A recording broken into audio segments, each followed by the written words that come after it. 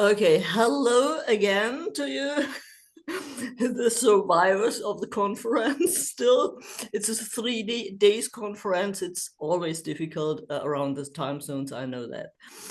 Now we have our first panel. And the first talk is called Violence of Exclusion, Denying Human Rights, an Intersectional Queer Perspective from India. And our first presenter is Ritash, they, them. They is an India-based agnostic, neuroqueer, gender fluid, ace, writer, research advisor, LGBTQIAP plus peer counselor, and co-founder of Rung Foundation, a pan-India grassroots collective of and for queers. They enjoy penning verse, mentoring youth, and camera tricks. I am delighted to have you on stage. Ritash, now the stage is yours. Hi, everybody. Namo Buddhaya. Okay. And we say Jai Bhim also because this is, the architect of India's constitution who belonged to the untouchable community. Also, he was Dalit, Dr. Ambedkar. And he also specifically urged people, to look towards Buddhism. Uh, and he is also a person who I would like to dedicate my presentation to, in spirit with us. Okay. Um, and so our, our constitution, I will start with that because, why it's so important to us. I know Jampa always tells me to stick to the script. I don't stick to my own scripts. Yeah, I know, Jampa, you're not pressurizing me, but, it's easier. So I understand. But yeah, so I just would like to start with this. And, the way I serendipitously connected with Jampa through another non-binary trans Buddhist friend. Okay. So, it was kind of, I'd say universe, the internet and our queerness brought us together. But from childhood, I have been, raised to respect Buddhism specifically, not as an organized religion, but, because of the Buddha's teachings and, yeah, which is not very common in India because again everybody wants to, what do I say, Hinduize Buddhism, okay, and which I personally am against. People can have their religious beliefs, practices, traditions, but I that's why I'm very clear to say that I'm agnostic and actually atheist too because I believe in teachings of, but there's no need to deify people who did not seek that. Whether it was the Buddha or the Prophet Muhammad or Jesus Christ, I don't think they said, make us God. Okay, that plus the constitution, okay, always of India, which is the world's largest democracy, and the constitution of India is also considered the world's largest, the most detailed and very inclusive. That has three very important articles. One, the right to life and liberty, Article 21. Two, Article 14, the right to equality. And the third one, that Article 15, right to non-discrimination. Okay. So how this ties into inclusion versus exclusion, which, when our constitution was being architected around 1949 to 1950, 1950, it came into vogue. Okay. Uh, that time the words inclusion were not so commonly used. Okay. But this whole thing about whether you call it inclusion, exclusion, ostracization, non-discrimination, you know, uh, is almost meaning the same thing. And any kind of exclusion is not just non-discrimination or leaving somebody out, but it is also ignoring, denying them basic human rights. And which is why I have learned from feminist elders, queer feminist elders, that that is why it's a kind of violence. Okay. Yeah. And it's not easy for me, being an older queer person, I'm 52, have multiple invisibilized disabilities, to easily talk about this, because first of all people want to see everything in black and white, and we, whether you call gender fluid, non-binary, okay, nothing for us is in black and white or in binaries. Okay, neither rights nor our gender nor anything about the world. Okay. Yeah. So with that introduction, I would step through, my presentation. All right. And I would like to also acknowledge another queer disabled person called Swa. Okay. That's the name that they go by publicly.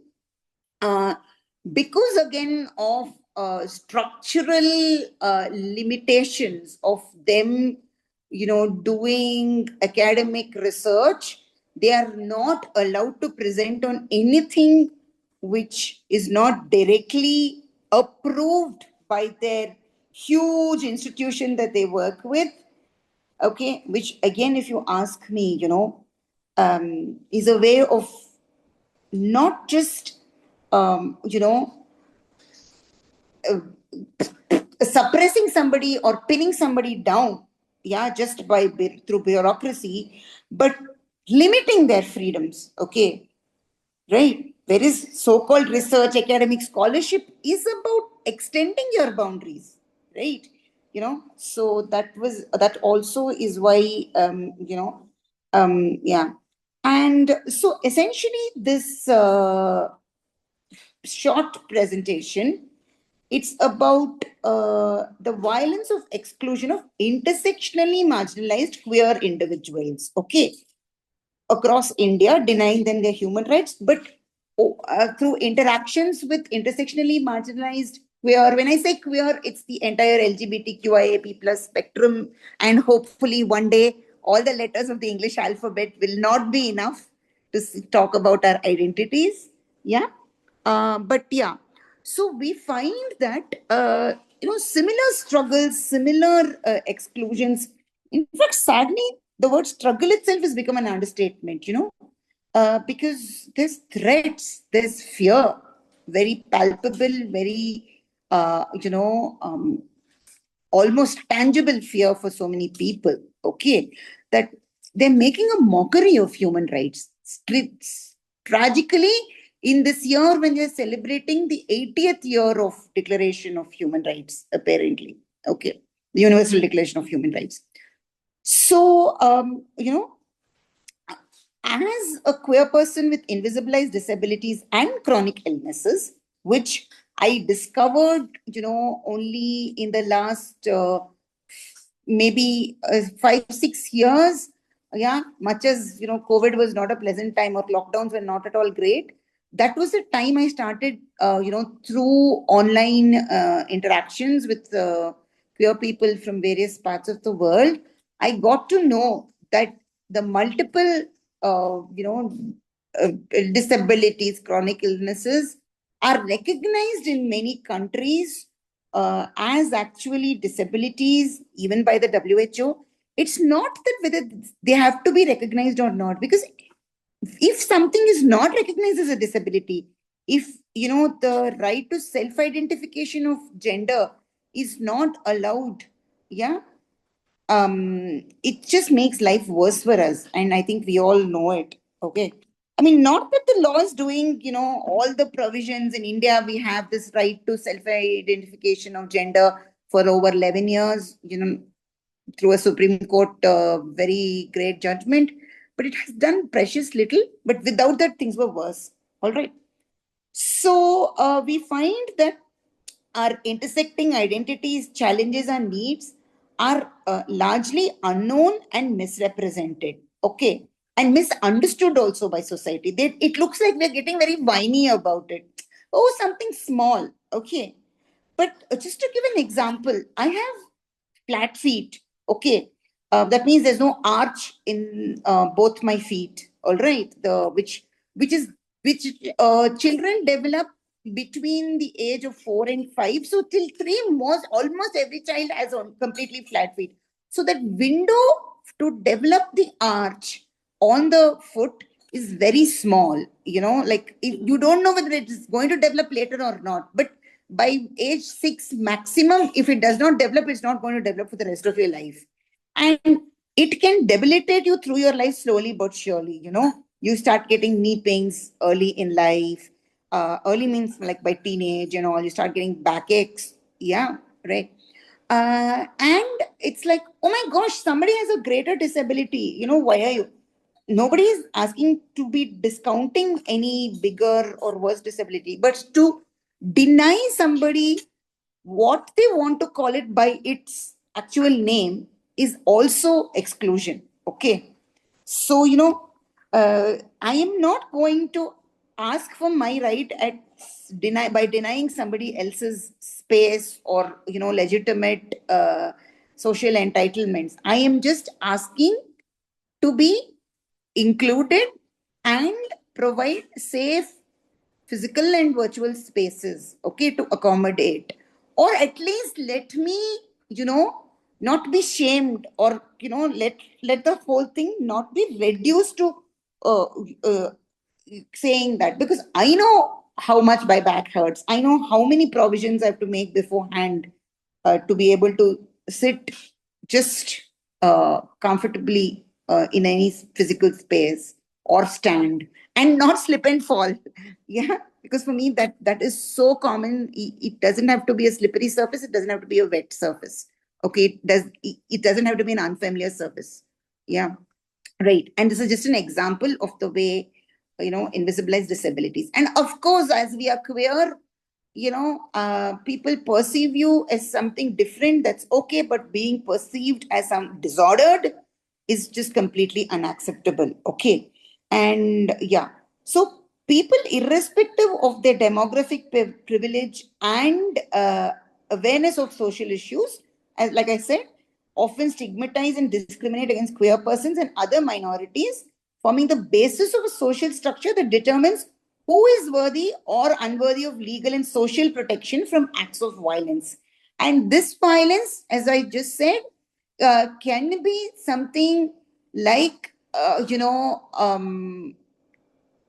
complaining about somebody, talking about their genuine pain, physical pain or whatever, or the pain of, being unseen or erased, or just requesting for some small kind of what do you say, what for somebody might seem like too much, just some kind of what do I call it, accommodation, adjustment, or some kind of extra provision to be able to it's like, somebody seeking sign language.